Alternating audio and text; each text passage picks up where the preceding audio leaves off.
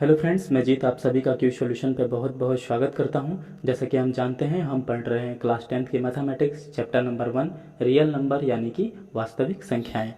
हम जानते हैं, हमने लास्ट वीडियो में डिस्कस करा था कि कैसे हम यूक्लिड डिवीजन लेमा से एचसीएफ को निकालते हैं। आज के इस वीडियो में हम बात करेंगे कि प्राइम फैक्टराइजेशन के द्वारा कैसे हम किसी नंबर्स के एचसीएफ और एलसीएम को निकालते हैं।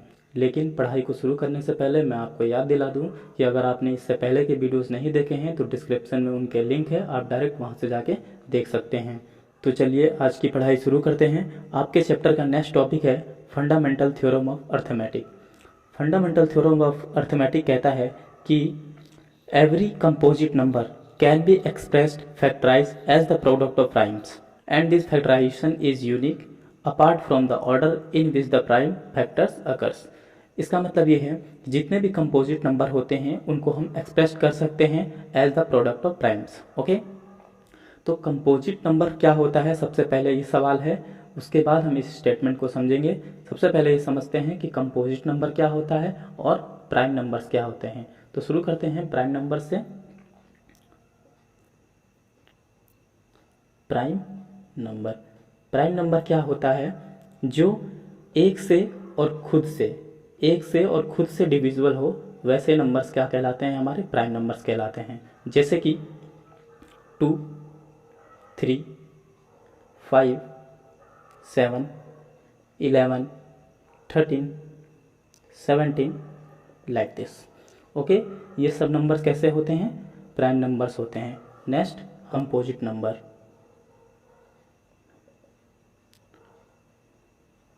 कंपोजिट नंबर क्या होता है?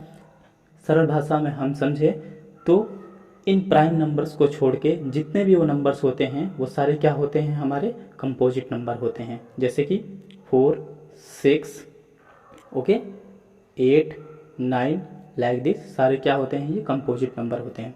तो कंपोजिट नंबर होते क्या हैं? कंपोजिट नंबर वो होते हैं जिनके हम फैक्टर कर सकते हैं। आप यहाँ पे लीजिए, अगर आप 4 के फैक्टर करेंगे तो ये 2 2 ज़ा 4 एंड 1, यानी कि जो ये 4 बना है हमारा, ये 2 इंटू 2 से बना है। यानी कि इस 4 के हमने यहाँ पे फैक्टर करके देखे तो इसके फैक्टर हमें मिल गए। ऐसे ही अगर हम 6 के फैक्टर करेंगे तो हमें मिलेगा 2 3 ज़ा 6 एंड 3 1 ज़ा 3।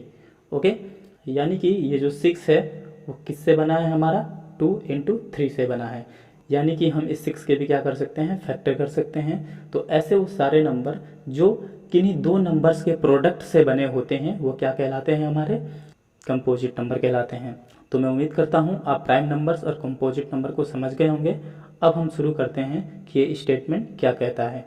तो हमें जैसा कि स्टेटमेंट आप देख रहे हैं, इसमें हमें प्रूव करना है कि every composite number can be expressed as the product of primes. जैसा कि मैंने आपको बताया कि किसी भी कंपोजिट नंबर को हम क्या कर सकते हैं? As the product of primes, हम उसके प्रोडक्ट के फॉर्म में लिख सकते हैं। जैसे मैंने आपको बताया, 6 को हमने 2 इंटू 3 लिखा, 4 को हमने 2 इंटू 2 लिखा। यानी कि हमने क्या किया? इन नंबरों को as a product of primes के फॉर्म में लिख दिया। ओके, इसको समझने के लिए हम किसी भी एग्जाम्पल को ले लेते हैं और देख लेते हैं कि ये स्टेटमेंट सही कह रहा है या गलत। ओके, तो देखते हैं। सपोज हमने एक एग्जाम्पल ले लिया 50। ओके, जब हम 50 का फैक्टर करेंगे तो ये हमारे पास आएगा, 2 से डिवाइड होगा 25 होगा, ये हमारा 3 से नहीं होगा तो अब 5 से होगा, यहाँ पे 5 होगा, फिर 5 से होगा, ये 1 होगा। यानी कि को क्या लिख सकते हैं? 2 इंटू 5 इंटू 5। ओके, यानी कि हम इसको ऐसे भी लिख सकते हैं 2 इंटू 5 का स्क्वायर। ऐसे ही हम एक दूसरा एग्जांपल ले लेते हैं। सपोज हम 98 ले लेते हैं। तो 98 अगर हम लेंगे तो ये 2 से डिवाइड होगा, कितनी बार जाएगा?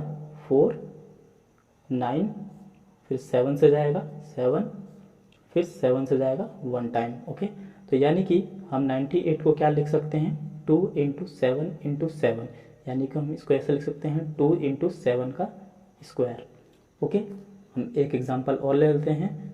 हम 18 ले लेते हैं। 18 के जब हम फैक्टर करेंगे 9 होगा, फिर ये 2 से नहीं जाएगा, फिर 3 से जाएगा, 3 3 जा 9, 3 1 जा 1। यानी कि हम 18 को क्या लिख सकते हैं? 2 × 3 × 3, यानी कि जो ये 18 है वो 2 × 3 × 3 से बना है। ओके, वैसे ही जो ये 50 है वो 2 × 5 × 5 से बना है। ओके, वैसे ही जो ये 98 है वो 2 × 7 × 7 से बना है। तो हम देख रहे हैं कि किसी भी कंपोजिट नंबर के हम फैक्टर कर सकते हैं and this factorisation is unique. Unique का मतलब है कि जो इसका एक स्टैंडर्ड है वही रहता है, यानी कि पहले केस में देखा आपने, यहाँ पे हमें फैक्टर मिले 2 5 5, दूसरे केस में हमने देखा 2 7 7। ओके, थर्ड केस में हमने देखा कि इसके फैक्टर मिले 2 3 3। इसके जो फैक्टराइजेशन है वो यूनिक है, यानी कि हमें 2 3 5 7 11, मैंने आपको बताया कि ये प्राइम नंबर्स होते हैं, वही इसके क्या होते हैं, फैक्टर होते हैं। आप देख रहे हैं यहाँ पे 2 और 5 के अलावा कुछ नहीं मिला। आप देख रहे हैं यहाँ पे 2 7 मिला, आप यहाँ पे भी देख रहे हैं 2 और 3 मिला।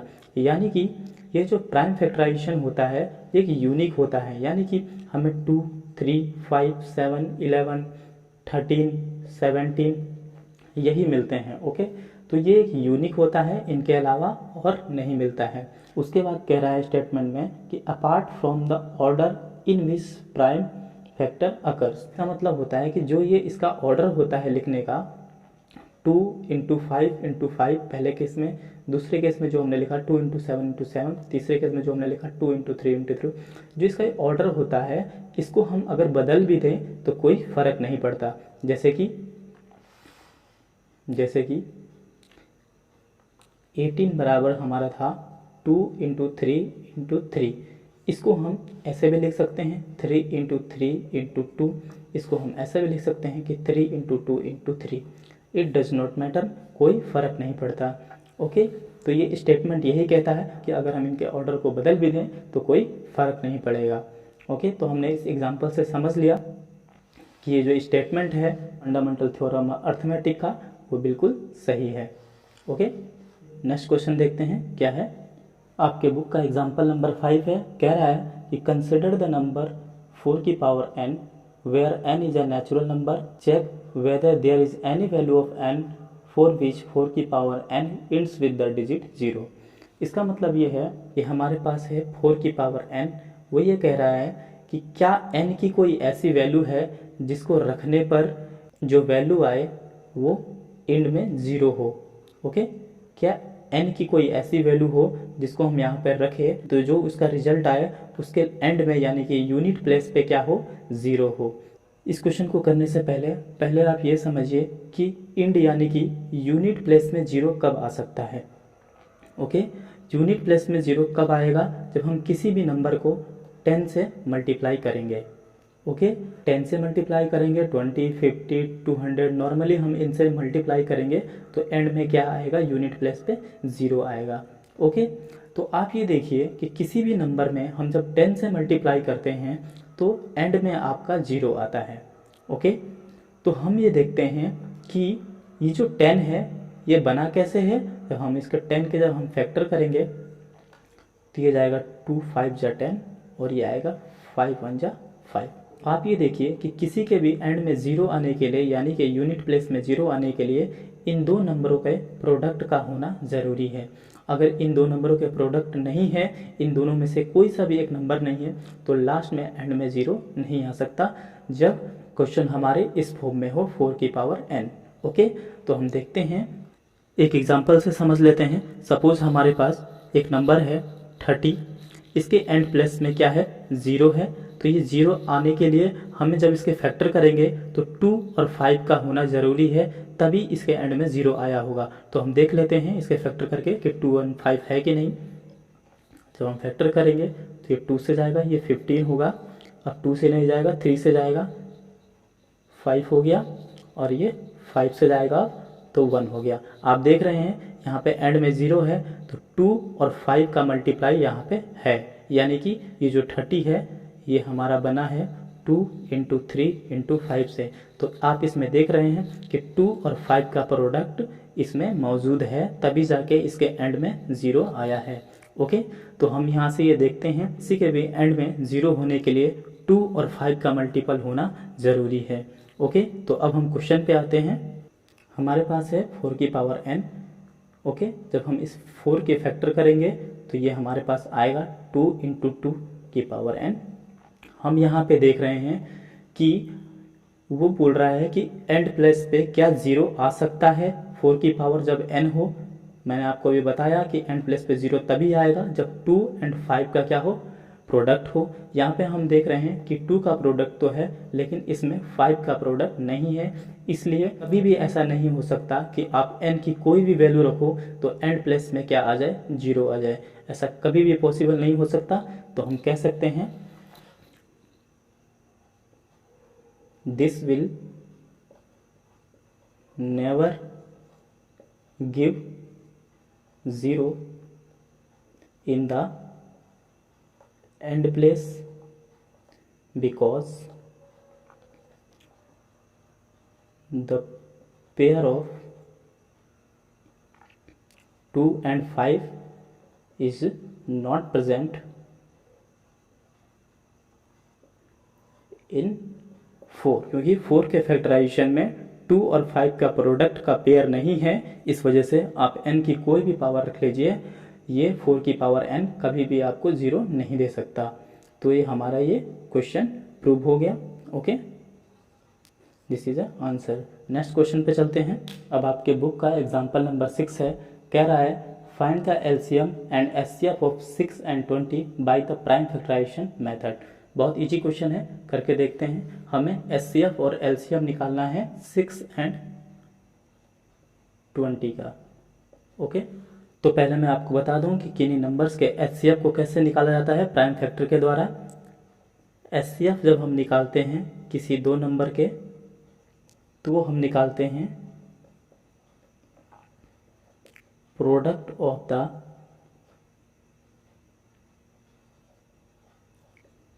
Smallest power of each common prime factor in the numbers.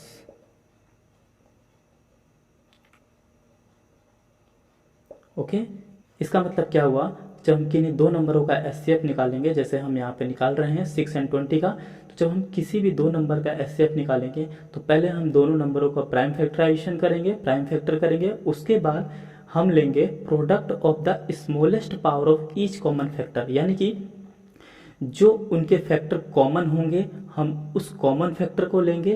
और कौन से कॉमन फैक्टर को लेंगे, जिसकी पावर क्या होगी, स्मॉलेस्ट होगी। ओके, तो हमारे पास ये दो नंबर हैं, इन नंबरों के हम पहले प्राइम फैक्टराइजेशन करते हैं, फिर देखते हैं। जब हमने 6 का प्राइम फैक्टर किया तो ये मिला हमें 2 3 जा 6 एंड 3 1 जा 3। ओके, यानी कि 6 बराबर हमें मिला 2 इंटू 3। ओके, ऐसे ही जब हम 20 का निकालेंगे, तो जब 20 का निकाला तो हमें मिला यहाँ पे 10 होगा, यहाँ पे 5 होगा, यहाँ पे 1 होगा। ओके, तो यानी कि 20 बराबर हमें मिला 2 इंटू 2 इंटू 5। ओके, तो आप देख सकते हैं 2 इंटू 2 यहाँ पे दो बार रिपीट है, तो हम इसको ऐसे भी लिख सकते हैं 2 की पावर 2 इंटू 5। ओके, तो हमने जब 6 का निकाला तो हमें मिला 2 इंटू 3, जब हमने 20 का निकाला तो हमें मिला 2 की पावर 2 इंटू 5। तो मैंने आपको बताया एचसीएफ में हम लेते हैं product of the smallest power of each common factor. सबसे पहले आप देखिए कि इसमें और इसमें कॉमन क्या है। आप देख रहे हैं 2 इसमें भी है, 2 इसमें भी है, तो 2 हमारा क्या हो गया, कॉमन फैक्टर हो गया। ओके, और कोई कॉमन नहीं है, यहाँ पे 3 है लेकिन यहाँ पे 3 नहीं है, तो हम इनको छोड़ देंगे। लेकिन जैसे कि हमने देखा वो कह रहा है कि हमें वो लेना है product of the smallest power of each common factor. 2 हमें कॉमन फैक्टर मिला, लेकिन हमें स्मॉलेस्ट पावर लेनी है। स्मॉलेस्ट पावर कौन है, यहाँ पे 2 की पावर 2 है, यहाँ पे 2 की पावर 1 है, तो हम कौन सा लेंगे, ये वाला 2 लेंगे। ओके, यानी कि 6 एंड 20 का एचसीएफ क्या हो गया हमारे पास, 2 हो गया। ओके, बहुत इजी क्वेश्चन था, बहुत इजी तरीके से हमने इसका एचसीएफ निकाल लिया। ओके, नेक्स्ट अब हम इन नंबरों के एलसीएम निकालते हैं और देखते हैं कि एलसीएम के क्या रूल है। एलसीएम कहता है कि product of the greatest power of each greatest power of each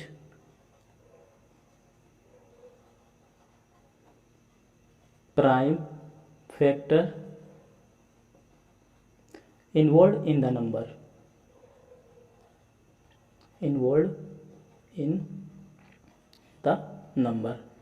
इसका मतलब ये है कि product of the greatest power of each prime factor, यानी कि जितने भी प्राइम फैक्टर होंगे हम उन सारे प्राइम फैक्टरों को लेंगे, इनमें से हम कौन सा लेंगे, the greatest power. Okay, example देख लेते हैं, 6 और 20 का करके देख लेते हैं। 6 का जब हमने फैक्टर किया तो हमें मिला, यानी कि 6 इक्वल टू हमें मिला था 2 इंटू 3, और हमें 20 का जब फैक्टर किया था तो हमें मिला था 20 equal to 2 into 2 into 5। Okay, यानी कि हम इसको 2 की पावर 2 इंटू 5 लिख सकते हैं, क्योंकि यहाँ पर 2 रिपीट है तो हम 2 की पावर 2 लिख सकते हैं। तो इसमें हम देखते हैं क्या केस बनता है। इसमें हमें लेना है कि product of the greatest power of each prime factor, each prime factor यानी कि जितने भी प्राइम फैक्टर है उनकी हमें ग्रेटेस्ट पावर लेनी है। समझ में आया आपको? हमारे पास इसमें प्राइम फैक्टर क्या क्या मिला, इसमें और इसमें 2 मिला, 3 मिला और यहाँ पे 5 मिला। ओके, 2 भी मिला है, 3 भी मिला है, यहाँ पे 2 है, यहाँ पे 5 है, यानी कि कितने प्राइम फैक्टर मिले हमें 6 और 20 में, 2, 3 एंड 5 मिला है। ओके, तो हमें लेना है greatest power of each prime factor. Okay, तो 2 की ग्रेटेस्ट पावर क्या है, यहाँ पे 2 है, यहाँ पे 2 की पावर 2 है, तो हम कौन सा लेंगे, 2 की पावर 2 वाला लेंगे। ओके, मल्टीप्लाई 3 में देखते हैं, क्योंकि 3 यहाँ पे सिंगल है और इसकी ग्रेटेस्ट पावर सिर्फ 1 है तो हम 3 को लेंगे। 5 भी क्या है, यहाँ पे सिंगल है, इसकी ग्रेटेस्ट पावर क्या है, 1 है, तो हम 5 को लेंगे। अब हम मल्टीप्लाई कर देते हैं, तो 2 2 जा 4, 4 3 जा 12 एंड 12 5 जा 60। ओके, तो एलसीएम कितना मिला हमें, 60 मिल गया। ओके, तो हम कह सकते हैं कि 6 एंड 20 का एलसीएम होगा 60। ये हमारा आंसर हो गया। ओके, मैं आपको एक चीज़ और बता दूं, सपोज़ हमारे पास एक नंबर है 6 एंड 60, हमें इसका एचसीएफ और एलसीएम निकालना है। तो 6 का फैक्टर होगा आपका 2 इंटू 3 और 60 का जो फैक्टर होगा आपका वो होगा 2 इंटू 2 इंटू 3 इंटू 5। आप करके देख लीजिएगा, इतना ही आएगा। ठीक है, मैं आपको एक कॉमन चीज़ बता दूं, अगर मैं पूछूं आपसे 6 एंड 60 के फैक्टराइजेशन में कॉमन फैक्टर क्या है, तो आप कहेंगे 2 है और ये 3 है, यानी कि कॉमन फैक्टर है 2 एंड 3। ओके, और अगर मैं आपसे अब पूछूं कि हाईएस्ट कॉमन फैक्टर क्या है इसमें, तो आप कहेंगे हाईएस्ट कॉमन फैक्टर, अगर मैं आपसे पूछूं तो आप कहेंगे 3, जो कि आपका जवाब बिल्कुल गलत होगा। ओके, क्योंकि इसका हाईएस्ट कॉमन फैक्टर 3 नहीं है, और इसका हाईएस्ट कॉमन फैक्टर है 6, 2 इंटू 3। ओके, 6, क्योंकि आपसे मैंने ये नहीं पूछा कि हाईएस्ट कॉमन प्राइम फैक्टर क्या है। अगर मैं आपसे पूछता कि हाईएस्ट कॉमन प्राइम फैक्टर क्या है, तब आपका 3 जो जवाब है वो बिल्कुल सही होता, लेकिन यहाँ पे मैंने पूछा है highest common factor. Highest common factor क्या होता है, मैंने आपको बताया था, product of the common factor, यानी कि जो कॉमन फैक्टर होते हैं उनके प्रोडक्ट को कहते हैं हाईएस्ट कॉमन फैक्टर। ओके, तो कॉमन फैक्टर क्या थे हमारे पास, 2 3। ओके, तो हाईएस्ट कॉमन फैक्टर क्या हो गया, 2 एंड 3 का प्रोडक्ट, यानी कि 6। आप देख सकते हैं 6 जो है वो 3 से बड़ा है। ओके, तो अगर मैं हाईएस्ट कॉमन फैक्टर पूछूंगा तो आप कॉमन फैक्टर के प्रोडक्ट को हाईएस्ट कॉमन फैक्टर कहोगे, लेकिन अगर मैं आपसे पूछता कि हाईएस्ट कॉमन प्राइम फैक्टर क्या है, तो आपका जवाब 3 बिल्कुल सही होता। ओके, नेक्स्ट क्वेश्चन करते हैं। एग्जाम्पल नंबर 7 है हमारे पास, कह रहा है कि find the HCF of 96 and 404 by the prime factorisation method, hence find their LCM. Okay, तो आप बहुत आसानी से इसको फाइंड कर सकते हो। तो मैं इस क्वेश्चन को कराने से पहले आपको एक पहले फॉर्मूले से अवगत करा देता हूँ। वो फॉर्मूला है कि जब हम किन्हीं दो नंबरों का एचसीएफ निकालते हैं, यानी कि HCF of A B multiply LCM of A B, यानी कि जब हम किन्हीं दो नंबरों का एचसीएफ निकालते हैं, हम उन्हीं दो नंबरों का एलसीएम निकालते हैं और उनका मल्टीप्लाई करते हैं, तो जितनी वैल्यू आती है उतनी ही वैल्यू जब हम डायरेक्ट इन दो नंबरों का मल्टीप्लाई करते हैं के बराबर होता है, यानी कि HCF of A B multiply LCM of A B is equal to A into B. Okay, हम इसी क्वेश्चंस में इस फॉर्मूले को अप्लाई करके देखेंगे और देखेंगे कि सही है या नहीं। ओके, तो देखते हैं। तो पहले हम इन दो नंबरों का एचसीएफ और एलसीएम निकाल लेते हैं। 96 का निकाल लेते हैं, तो ये जाएगा, ओके, ये 2 से जाएगा 8, फिर 2 से जाएगा यहाँ पे 12 होगा, फिर ये 2 से जाएगा 6 होगा, फिर ये 2 से जाएगा 3 होगा, फिर ये 3 से जाएगा 1 होगा। यानी कि 96 का कितना प्रोडक्ट आया हमें, 2 into 2 into 2 into 2 to 2 into 3, यानी कि इसको ऐसे लिखते हैं 2 की पावर 5 इंटू 3 लिख सकते हैं, क्योंकि 5 बार है 2 2 2 2 2, तो हम 2 की पावर 5 लिख सकते हैं इंटू 3 लिख सकते हैं। ओके, ऐसे ही हम 404 का निकाल लेते हैं, तो ये होगा हमारा 2 से जाएगा, फिर से 2 से जाएगा, 101 हो गया। अब क्योंकि 101 खुद एक प्राइम नंबर है, तो ये किसी से भी डिविजिबल नहीं है, ये किसी से भी डिविजिबल नहीं होता, तो ये खुद 101 से डिविजिबल होगा और यहाँ पे 1 हो जाएगा। यानी कि 404 का फैक्टर क्या है, 2 इंटू 2 इंटू 101। ओके, पहले हम इसका एचसीएफ निकाल लेते हैं। एचसीएफ में हम क्या लेते हैं, कॉमन फैक्टर के लीस्ट पावर को लेते हैं। ओके, तो कॉमन फैक्टर क्या है इसमें, यहाँ पे 2 की पावर 2 है और यहाँ पे 2 की पावर 5 है, तो हम क्या लेंगे, 2 की पावर 2 लेते हैं हम एचसीएफ में, यानी कि लीस्ट पावर को लेते हैं कॉमन फैक्टर का। यहाँ पे कॉमन फैक्टर 2 है, इसकी लीस्ट पावर क्या है, 2 है, तो यानी कि 2 की पावर 2 लेंगे। ओके, तो 2 की पावर 2 कितना होता है, 4, यानी कि 96 और 404 का एचसीएफ कितना हो गया, 4 हो गया। अब हम एलसीएम निकाल लेते हैं। एलसीएम में हम क्या करते हैं, ईच कॉमन फैक्टर की हाईएस्ट पावर लेते हैं, तो 2 से स्टार्ट करते हैं। 2 की हाईएस्ट पावर 5 है, तो 2 की पावर 5 ले लेंगे, उसके बाद हम 3 को भी लेंगे। ओके, 3 के बाद हम 101 को भी लेंगे। ओके, तो जब आप इसका मल्टीप्लाई करोगे तो ये आएगा आपका 9696। आप मल्टीप्लाई करके देख लीजिएगा, इतना ही आएगा।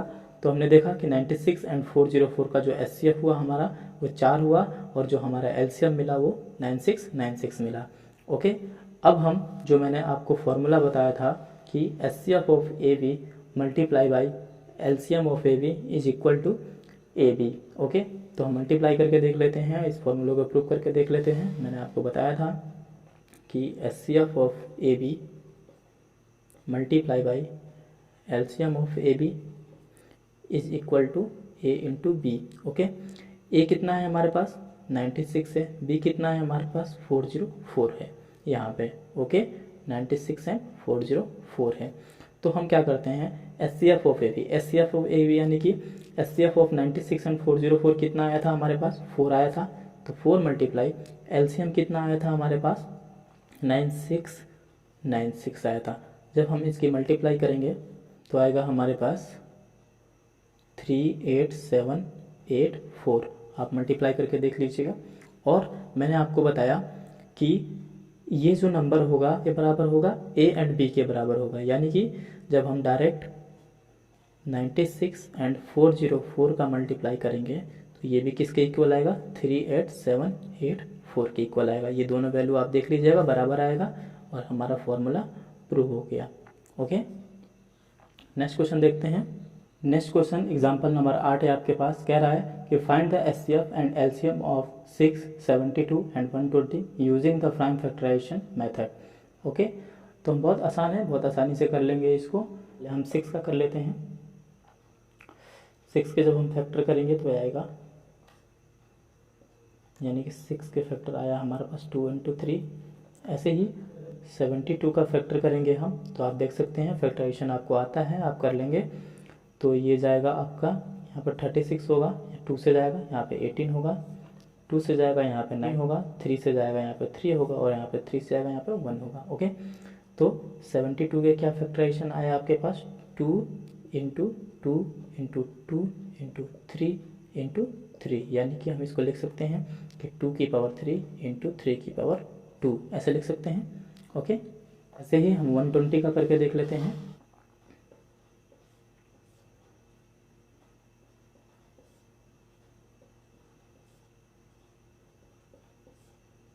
3 से जाएगा, यहाँ पे 5 होगा और यहाँ पे 5 से जाएगा, यहाँ पे 1 होगा। तो हमें 120 के क्या फैक्टराइजेशन मिले, 2 की पावर 3 इंटू 3 इंटू 5। ओके, ये मिला हमें। तो हम यहाँ पे देख रहे हैं कि 6 के फैक्टर हमें 2 इंटू 3 मिला, 72 के हमें फैक्टर मिले 2 की पावर 3 इंटू 3 की पावर 2, और 120 का हमें मिला 2 की पावर 3 इंटू 3 इंटू 5। ओके, तो हमें SCF निकालना है सबसे पहले। तो हम SCF कैसे निकालेंगे, SCF हमें पता है क्या होता है, लोवेस्ट पावर होती है कॉमन फैक्टर की। ओके, तो कॉमन फैक्टर क्या है, 2 इसमें भी है, 2 इसमें भी है और 2 इसमें भी है। ओके, तो सबसे कम पावर किसकी है, इसकी है, तो हम एक इसको लेंगे। इसके अलावा देख लेते हैं और कोई कॉमन फैक्टर है कि नहीं। यहाँ पे 3 है, यहाँ पे भी 3 है और यहाँ पे भी 3 है। ओके, तो सबसे लोएस्ट पावर किसकी है, इसकी है, तो हम इसी को लेंगे। तो हम SCF क्या लिखेंगे इसका, SCF of 6, 72 and 120 is 2 into 3 यानी कि 6। ओके, तो इन 3 नंबरों का SCF क्या हो गया हमारे पास, 6 हो गया। ओके, ऐसे ही हम LCM निकाल लेते हैं इन 3 नंबरों का। तो LCM में देख लेते हैं, तो LCM निकाल लेते हैं। तो LCM में हम क्या लेते हैं कि हम ईच प्राइम फैक्टर के क्या लेते हैं, हाईएस्ट पावर लेते हैं। ओके, तो सारे हमें प्राइम फैक्टर लेने हैं, यानी कि 2, 3 एंड 5, 3 प्राइम फैक्टर है इसमें, 2 है, 3 है, इसमें भी 2, 3 है, इसमें 2, 3, 5 है, यानी कि 3 प्राइम फैक्टर मिले हैं, 2, 3 एंड 5। ओके, तो हम इन सब की हाईएस्ट पावर लेंगे।